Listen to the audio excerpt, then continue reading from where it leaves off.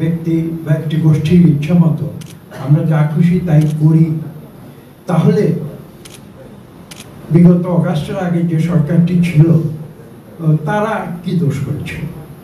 তারা তো সেভাবেই সরকার চালিয়েছে। তারা যখন যেটা মাথায় খেলত তাই করতো। আমরা তাদের স্বৈরাচার কেন বলেছি? আমরা তাদের একদলীয় শাসন কেন বলেছি? আমি আরেকটা কথা খোলাখুলি বলি, খসরু সাহেব ইতিমধ্যেই অত্যন্ত চমৎকারভাবে বলেছেন, আমি তার সঙ্গে একটু যোগ করছি। একটু হয়তো ভিন্ন বিষয় বা আরেকটু কঠিন কথা।